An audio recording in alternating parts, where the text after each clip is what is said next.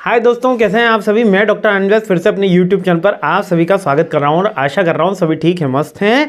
और मैं आ चुका हूं supply chain and logistic management के पेपर पे। ये सब्जेक्ट हमारा ऑपरेशन मैनेजमेंट के अंडर में आता है। जिनकी OM ब्रांच रहती है उनके लिए सबसे ज़्यादा स्पेशल सब्जेक्ट ये माना गया है ना। और OM ब्रांच के लिए मैं बताता हूँ कि एकदम से मैंने को ये भी पता है कि इस ब्रांच के जो स्टूडेंट रहते हैं काफ़ी मतलब एक तरीके से नेगलेक्ट किए जाते हैं कॉलेजेस के अंदर। ऐसा होना नहीं चाहिए, लेकिन ये ट्रुथ है कि ऐसा आपने भी अनुभव किया होगा कि ना तो इसकी बुक्स मार्केट में अवेलेबल मिलती है, ना इसके सही से क्लासेस बहुत से कॉलेजेस में नहीं मिल पाती। बहुत से कॉलेजेस में अच्छा प्रयास भी कर रहे हैं लेकिन नहीं मिल पाती।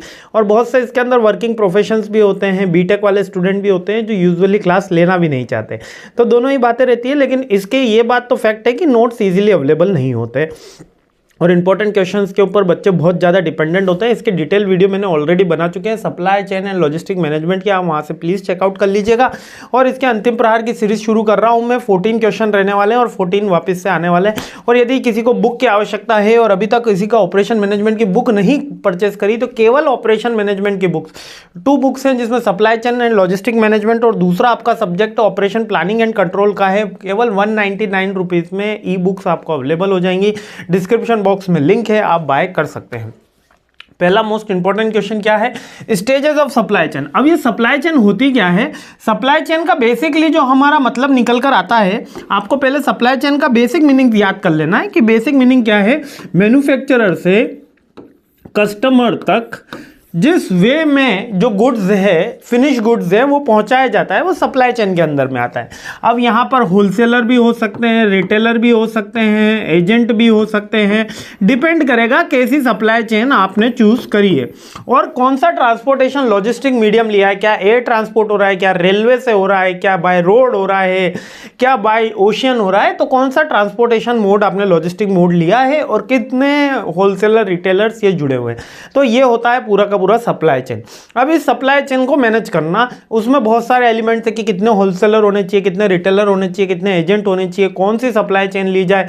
क्या हम डायरेक्ट डिस्ट्रीब्यूटर करें, लाइक कि ऑटोमोबाइल की कंपनी क्या करती है, अपने शोरूम्स खोलती है, होंडा का शोरूम, हीरो का शोरूम, टाटा का शोरूम, वो डायरेक्टली वहाँ पे एजेंट के थ्रू माल सप्लाई करती है। या दूसरी तरीके से हिंदुस्तान यूनिलीवर जो रिटेल काउंटर्स यानी किराना के व्यापारियों को अपना गुड्स सप्लाई करती है और एक अच्छा डिस्ट्रीब्यूटर नेटवर्क उन्होंने क्रिएट कर रखा है जिससे उनके गुड्स फाइनल कंज्यूमर तक पहुँचता है।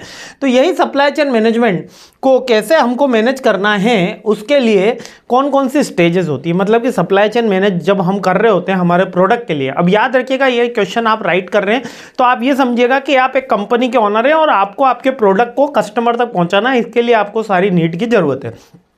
तो आपको एक क्वेश्चन को आंसर देने में काफ़ी आसानी होगी।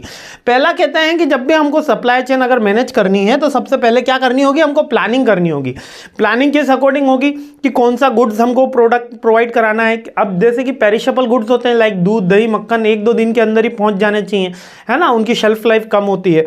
तो पेरिशेबल गुड्स है, नॉन पेरिशेबल गुड्स है, किस क्वालिटी का है, किस क्वांटिटी का है, वो हमको प्रोवाइड कराना है और कहाँ पे प्रोवाइड कराना है और कितना प्रोवाइड कराना है। तो ये सारी प्लानिंग का हिस्सा होती है। प्लानिंग होने के बाद हम क्या करेंगे, सोर्सिंग करेंगे, कौन कौन से मीडियम्स इसके लिए अवेलेबल है, उनसे कॉन्टेक्ट करेंगे हम।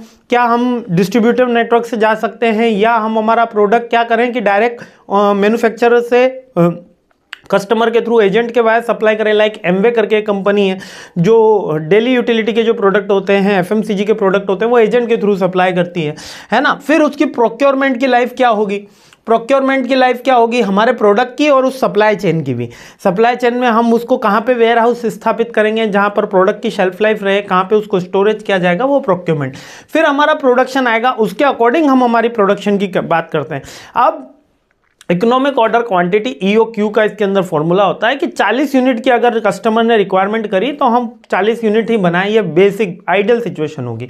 तो यहीं पे planning, sourcing, procurement and production and में इसमें लिखा हमने क्योंकि हमने प्लान कर लिया कि इस तरीके से हमको माल पहुंचाना है। अभी तो हमारा माल बना नहीं है, लेकिन माल बनने से पहले हम उसकी प्लानिंग कर लेते हैं कि इस जगह से, इस रूट से हमारा माल जाने वाला है। जैसे कि मान लेते हैं कि मैं टी-शर्ट का बिजनेस करना चाह रहा हूँ और सोच रहा हूँ कि ऑल इंडिया हम टी-शर्ट सप्लाई करने का काम करते हैं और उसकी मैन्युफैक्चरिंग का काम करते हैं।